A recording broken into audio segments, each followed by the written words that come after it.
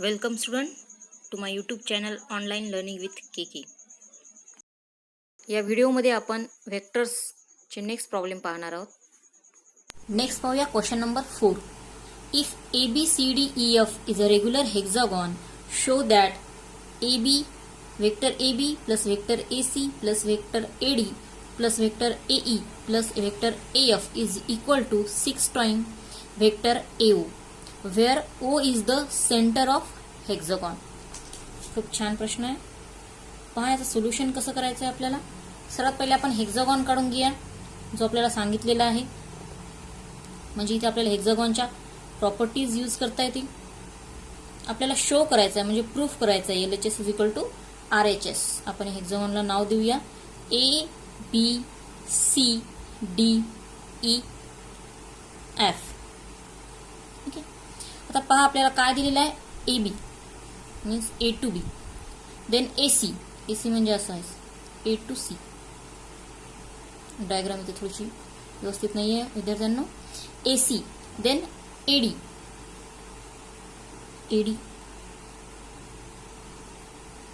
Next AE हा AE आणि AF. Okay. अजून आपण हा F आणि हा C जॉईन करूया. देन B आणि E जॉईन करूया म्हणजे आपल्याला जो सेंटर सांगितलेला आहे O तो मिळेल. इथे डायग्राम व्यवस्थित नाही आहे. सेंटर मिळाला आपल्याला O. पहा आपल्याला आता प्रूफ करायचं आहे. हेक्सागॉनच्या प्रॉपर्टीज यूज करायच्या आहे. एक्झाम्पल जरी हार्ड दिसत असेल तरी हे सोडवायला खूप सोपं आहे. आपण सर्वात पहिले लेफ्ट हँड साइड घेऊया. LHS काय दिलेली आहे ती vector AB plus vector AC plus vector AD plus AE plus vector AF आणि याला आपल्याला प्रूफ करायचा आहे is equal to 6 times AO. करा मग. AB ॲज इट इज करूया आपण की प्लस. आता पहा एकेकाच्या ठिकाणी आपल्याला असे अरेंजमेंट करायचे की जेणेकरून सेम आन्सर आलं पाहिजे. ठीक आहे. आपल्याला AC ला कन्व्हर्ट करावं लागणार आहे, AD ला कन्व्हर्ट करावं लागेल, AE आणि AF ला सुद्धा कन्व्हर्ट करावं लागेल सेम टर्म मध्ये in the form of AO. आता AC पाहूया आपण. AC पाहण्यासाठी पहा मी इथे साईडला लिहून देते तुम्हाला. In triangle ABC triangle ABC पहा हा ABC. या ABC ट्रायंगल मध्ये जो आपण लॉ पाहिलेला आहे triangle law of addition of two vector काय होईल मग AC काय होईल AC is equal to AB plus BC. AC is equal to AB plus BC. म्हणजे आपल्याला या ACच्या ठिकाणी AB प्लस BC लिहिता येईल. AB plus BC. नेक्स्ट पहा दिलेला आहे AD. आता हा जो AD आहे आपण हेक्सागॉनच्या प्रॉपर्टीज पाहूया. हेक्सागॉन मध्ये हा FC आणि हा AD जो असतो तो त्याच्या अपोजिट साइडच्या डबल असतो. म्हणजे AD इज इक्वल टू आपण 2 टाइम BC लिहू शकतो किंवा EF लिहू शकतो. पण आपल्याला in the form of BC पाहिजे आहे त्याच्यासाठी आपण AD is equal to 2 time BC असं लिहू शकतो. सेकंड प्रॉपर्टी मी लिहून देतो तुम्हाला काय आलेली आहे आणि कशावरून आलेला आहे. AD is equal to 2 times BC. म्हणजे आता इथे ADच्या ठिकाणी आपल्याला काय लिहिता येईल 2 टाइम्स BC. नेक्स्ट AE आहे. AE साठी परत आपण त्या ट्रायंगल मध्ये जाऊया. ट्रायंगल घ्यायचं आहे आपल्याला ADE. ADE परत तीच प्रॉपर्टी आपल्याला इथे वापरायची आहे. Addition of two vectors triangle law of addition of two vector काय होईल थर्ड मध्ये मी लिहून देते तुम्हाला. इन ट्रायंगल ADE काय लिहिता येईल आपल्याला. In triangle ADE AE is equal to काय होईल AE is equal to AD plus DE. AD plus DE. Okay. आता या AEच्या ठिकाणी आपल्याला ही टर्म लिहिता येईल. लिहा मग AD प्लस DE. आता राहिला आपला AF साठी आपण हा ट्रायंगल पाहणार आहोत AFE. कोणता ट्रायंगल पाहायचा आपल्याला AFE किंवा AFE ट्रायंगल न पाहता आपण सरळ सरळ AF लिहूया. Triangle A E F. AF काय लिहिता येईल मग? AF इज इक्वल टू, पहा जो आपण आत्ता सगळे लॉ पाहिलेले प्रत्येक ट्रायंगलसाठी तोच लॉ इथे सुद्धा वापरायचा आहे. याची डायरेक्शन इथे आहे, म्हणजे ए पासून एफ पर्यंत जायचं असेल तर AE plus EF, AE plus EF असं आपल्याला लिहिता येईल. या AFच्या ठिकाणी आता आपल्याला काय लिहिता येईल? AE प्लस EF लिहून घ्या. AE plus EF. ओके. आता परत आपण अशी अरेंजमेंट करू की सगळ्या टर्म सेम आल्या पाहिजे.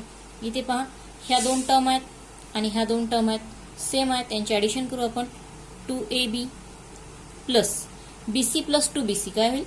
Thrice BC. नाउ AD आला. परत एडीच्या ठिकाणी आपण काय लिहू शकतो? आत्ताच आपण सांगितलं 2BC लिहू शकतो.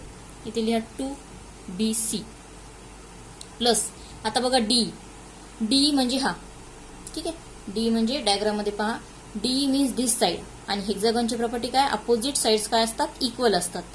AB आहे तर AB या डायरेक्शन मध्ये आहे, DE अपोजिट डायरेक्शन मध्ये आहे, म्हणजे D इज इक्वल टू आपण AB लिहू शकतो. फक्त काय लिहावं लागेल आपल्याला? मायनस. म्हणजे या D च्या ठिकाणी आता आपल्याला काय लिहिता येईल? Minus AB. इथे लिहून घ्या प्रॉपर्टी मध्ये सुद्धा. DE is equal to minus AB लिहिलं. नेक्स्ट आता AE बघा. AE इज इक्वल टू काय लिहिता येईल आपल्याला? लिहायची गरज नाही, आपण ऑलरेडी काढून ठेवलेला आहे. AE is equal to AD plus DE लिहून टाका. मग या AE is equal to AD plus DE, AD plus DE. आता राहिला EF. मुलांनो पहा EF आहे, ठीक आहे. EFच्या अपोजिट साइडला आहे BC, आणि BCचं काम आहे आपल्याला इकडे, कारण BCच्या टर्म्स आलेल्या आहेत. तर या EFच्या ठिकाणी आपण BC लिहू शकतो. फक्त डायरेक्शन चेंज असल्यामुळे आपल्याला BC काय लिहावं लागेल? मायनस लिहावं लागेल, कारण हेक्सागॉनच्या साइड्स ह्या काय असतात? सेम असतात. डायरेक्शन वाईज आपल्याला काय लिहावं लागेल? इथे मायनस BC. मी इथे परत तुम्हाला अजून एक जी प्रॉपर्टी आपली आलेली आहे ती लिहून देते की EF is equal to minus BC. Okay. आता पहा टर्म्स आपल्या जवळपास सेम आलेले आहेत. 2AB मायनस AB काय होईल? 1AB. Then 2BC plus 3BC काय येईल? 5BC प्लस हे इथपर्यंत कव्हर झालं. आता AD आहे. परत ADच्या ठिकाणी आपल्याला काय लिहिता येईल? 2BC. DE आहे. आपण आता D काढला. डीच्या ठिकाणी काय लिहिता येईल आपल्याला? मायनस AB आणि BC as it is. Okay. BC as it is काय होईल मग? AB minus AB cancel. 5BC plus 2BC 7BC, आणि त्याच्यामधून एक BC गेलं, मीन्स काय राहिले? 6BC. ओके. आपल्याला RHS काय भेटली? 6BC. पण आपल्याला प्रूफ काय करायचं होतं? RHS is equal to 6 times AO. Okay. आता पहा परत एकदा डायग्रामकडे जाऊया आपण. AD आहे, ठीक आहे. AD is equal to 2BC असं आपण सांगितलेलं आहे. AD is equal to 2BC. त्यालाच आपण प्रॉपर्टी नंबर 7 घेऊया. आपण काय सांगितलं होतं? AD is equal to 2BC. Okay. पण आता AD म्हणजे पहा AD means what? AO plus OD, कारण O हा काय आहे? सेंटर आहे, जो AD ला मिड पॉइंट म्हणून कन्सिडर होतो. म्हणजे आपण AD ला काय लिहू शकतो? AO plus OD. काय लिहू शकतो? AO plus OD is equal to 2BC. आता by the property of hexagon काय होईल? हा AO आणि हा OD सेम आहे. AO आणि OD सेम आहे, म्हणजे आपण ODच्या ठिकाणी परत AO लिहू शकतो. AO आणि ODच्या ठिकाणी काय लिहू शकतो आपण? परत AO is equal to 2BC. AO plus AO म्हणजे 2AO is equal to 2BC. 2 get cancel. AO is equal to BC, म्हणजे आपण BC इज इक्वल टू काय लिहू शकतो? आता AO लिहू शकतो. Therefore it is 6AO is equal to RHS, जे आपलं आलेलं होतं ते. ठीक आहे. ओके. नेक्स्ट क्वेश्चन आहे आपला question number 5. Check whether the vectors 2i plus 2j plus 3k -3i plus 3j plus 2k and 3i plus 4k form a triangle or not. पहा इथे हे 3 वेक्टर्स दिलेले आहेत आपल्याला आणि सांगितलेलं आहे की हे 3 वेक्टर्स मिळून ट्रायंगल फॉर्म करतात की नाही. म्हणजे जनरल पहा, ट्रायंगल फॉर्म करणं म्हणजे काय, triangle law of addition of 2 vector follow केला पाहिजे त्यांनी. फॉर एक्झाम्पल ABC हा ट्रायंगल असेल तर असं फॉलो झालं पाहिजे, AC is equal to AB plus BC.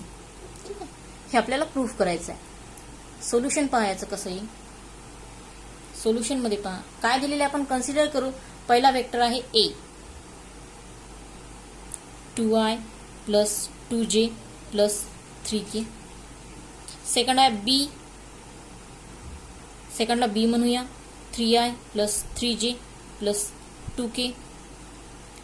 Third आपण C म्हणूया, ज्याला लिहायचं आहे 3i plus 4k. Vectors form झाले आपले. आता आपल्याला काय काढायचे, त्याची मॅग्निट्यूड काढून घेऊया. वेक्टर A ची मॅग्निट्यूड आपण मॅग्निट्यूड पाहिलेली आहे. Magnitude means i j k च्या कोइफिशियंटचा स्क्वेअर, त्याची ऍडिशन आणि ते स्क्वेअर रूट मध्ये टाकायचं. A चा कोइफिशियंट A वेक्टरसाठी कोइफिशियंट काय 2 2 3 means 2 square plus 2 square plus 3 square. काय होईल, 4 प्लस 4 8, 8 प्लस 9 इज 17. बी ची मॅग्निट्यूड सेम तशीच काढायची आपल्याला. काय येईल बी ची magnitude, -3 square plus 3 square plus 2 square. मायनसचा स्क्वेअर सुद्धा काय असतो, प्लस असतो. सो 9 प्लस 9 प्लस 4 काय येईल, हे 18 plus 4 means 22, square root of 22. C साठी काढायचं आपल्याला. सी ची मॅग्निट्यूड काढायची आहे. काय येईल ती, 3 चा स्क्वेअर प्लस 4 चा square means 3 square plus 4 square. 3 चा स्क्वेअर 9, 4 चा स्क्वेअर 16, हा आला 25. ओके, ए बी सी ची आपल्याला मॅग्निट्यूड मिळाली आहे. आता याच्या प्रूफ काय करायचं आपल्याला की हा ट्रायंगल फॉर्म होईल की नाही. सिंपल आहे, आपण असं म्हणूया, जर तुम्ही पाहिलं की इथे आहे रूट 17, इथे आहे रूट 22, इथे रूट आहे रूट 25. या 3 पैकी आपण कोणतेही 2 घेतले आणि त्याची ऍडिशन घेतली तर तिसरं आपल्याला मिळत नाही. फॉर एक्झाम्पल तुम्ही पहिले 2 घेतले, त्यांची ऍडिशन केली तर आपल्याला तिसरा मिळणार नाही, किंवा हे 2 घेतले तर हा मिळणार नाही. ठीक आहे, म्हणजे आपण एक सिम्पली असं सांगू शकतो की by triangle law of addition of 2 vector, जो आपण नेहमी वापरतो, by triangle law of addition of 2 vectors given vectors does not form any triangle. Given vectors does not form any triangle.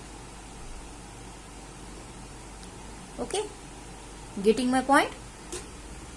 Triangle law of addition मुळे आपण काय सांगितलेलं आहे की दिलेले वेक्टर्स हे एक कोणताही प्रकारचा ट्रायंगल फॉर्म करत नाहीत, कारण 2 वेक्टरची जर आपण ऍडिशन केली तर ती थर्ड आपल्याला मिळणार नाही, अशा फॉर्म मध्ये आपल्याला मिळणार नाही. So clearing the concept, we will see the next problem. Question number 6. So question number 6. In the figure express C vector and D in terms of A bar and B bar. Find a vector in the direction of A is equal to I minus 2j that has magnitude 7 units. आता या question मध्ये पहा विद्यार्थ्यांनो, आपल्याला काय करायचे आहेत, 2 problem actually दिलेले आहेत. आपल्याला वेक्टर C आणि D आपल्याला एक्सप्रेस करायचं आहे, but in terms of A and B. आणि सेकंड क्वेश्चन आहे की आपल्याला असा एक युनिट वेक्टर पाहायचा आहे, असा एक वेक्टर पाहायचा आहे त्याची सेम डायरेक्शन असली पाहिजे या A मध्ये, but the magnitude has 7 units. आपण डायग्रामकडे पाहून घेऊया. पहा ही डायग्राम दिलेलीच आहे, PQR. ओके, आपण जे दिलेलं आहे सर्वात पहिले ते लिहून घेऊया. PQ, vector PQ is equal to A bar, then vector PR is equal to B bar, then PS is equal to C. QR divide केलेला आहे 2 टर्म्स मध्ये. QS दिलेला आहे मायनस D आणि SR दिलेला आहे plus D. So write down QS is equal to plus D and SR is equal to, it's not QS, it's SQ, sorry, SR is equal to D. It is minus D and this is plus D. Okay, आता आपल्याला काढायचं काय आहे, C vector and D vector in terms of A bar and B bar. पहा त्याच्यासाठी आपण consider करू सर्वात पहिले हा triangle PSR. Write down. In triangle PSR काय होईल? By the triangle law of addition of two vector. By triangle law of addition of two vector जो आपण पाहिलेला आहे, काय होईल? PR is equal to PS plus SR. दिसत आहे तुम्हाला? PR is equal to PS plus SR. म्हणजे P टू R जायचं असेल तर PS SR असं जावं लागेल. किमती टाकून घ्या. PR दिलेला आपल्याला B बार, हा आहे C, हा आहे D. ओके, याला आपण इक्वेशन नंबर 1 देऊया. सेकंड आपल्याला ट्रायंगल कन्सिडर करायचा आहे PQS. Okay, in triangle PQS same by the triangle law of addition of two vector. काय होईल? PQ कडे जायचं असेल तर आपल्याला सर्वात पहिले PS अँड देन SQ असं जावं लागेल. So PQ is equal to PS plus SQ. किमती टाकून द्या. A bar is equal to C minus D. याला इक्वेशन 2 म्हणू. By adding equation 1 and 2, 1 plus 2 करूया काय मिळेल, आणि 1 मायनस 2 करूया काय मिळेल. 1 प्लस जर 2 आपण म्हणलं तर काय होईल? B bar plus A bar he side. ठीक आहे, आणि इकडची साईड काय होईल? C plus D, C minus D, plus minus get cancel, म्हणजे काय येईल इकडे? 2C बार. ओके, म्हणजे त्याचा अर्थ असेल C bar is equal to half of B bar plus A bar. Okay, किंवा याला असंच लिहिता येईल आपल्याला B bar upon 2 plus A bar upon 2. हा C बार B आणि A च्या टर्म मध्ये एक्सप्रेस झाला. सेम वे आता आपल्याला जर इक्वेशन 1 मायनस 2 करत असेल तर काय होईल? 1 minus 2. So B bar minus A बार. आता C minus C. Okay, D minus minus plus D, म्हणजे इकडे काय येईल? 2D. ओके, याच्यावरून काय लिहिता येईल आपल्याला? D bar is equal to 1/2 B bar minus A bar. किंवा यालाच असं कसं लिहू शकतो आपण? D bar is equal to B bar upon 2 minus A bar upon 2. C पण एक्सप्रेस झाला आणि D पण एक्सप्रेस झाला. कसा? In terms of A bar and B bar. Second question याच्यामध्ये सांगितलेलं आहे find the vector in the direction of A bar. A बारच्या डायरेक्शनमध्ये आपल्याला एक व्हेक्टर फाइंड करायचा आहे ज्याची मॅग्निट्यूड आपल्याला 7 दिलेली आहे. आपण डायग्रामकडे जाऊया. हा आहे व्हेक्टर A बार. आता इथं हा समोर असा कुठेतरी असा चाललेला आहे ज्याची मॅग्निट्यूड आपण 7 घेऊ. इथं 7 युनिट येईल. तर याच डायरेक्शनमध्ये आपल्याला 7 युनिट मॅग्निट्यूड असणारा एक व्हेक्टर फाइंड करायचा. पहा, युनिट व्हेक्टर आपण डिफाईन केला होता. Unit vector means A cap. A cap equal to formula काय असतो? A bar upon magnitude of A bar. Okay, लिहून घ्या. A बार किंवा A cap is equal to vector काय दिलेला आहे? I minus 2J. Okay, upon याची magnitude किती येईल? मॅग्निट्यूड साईडला काढून घ्या. Magnitude means square root, and in that square root we have to square the coefficient of I, J, K. So इथं I चा कोएफिशियंट 1, 1 चा स्क्वेअर प्लस मायनस 2 चा स्क्वेअर किती येईल? हा 4 प्लस 1 म्हणजे रूट 5. इथे किती येईल मग? Square root of 5. म्हणजेच युनिट व्हेक्टर आपलं काय आलेलं आहे? 1 upon root 5 I minus 2J upon root 5. हे एका युनिटसाठी आलेलं आहे. हे एका युनिटसाठी आलेलं आहे आपल्याला. आता आपल्याला मॅग्निट्यूड किती सांगितलेली आहे? 7 युनिट सांगितलेली आहे. तर आपण याला 7 नी मल्टिप्लाय करू. 7A bar is equal to, याला 7 नी मल्टिप्लाय केल्यावर काय येईल? 7I अपॉन रूट 5 मायनस इथं 7 नी मल्टिप्लाय केल्यावर काय येईल? 14 upon root 5J. It is very simple. Okay.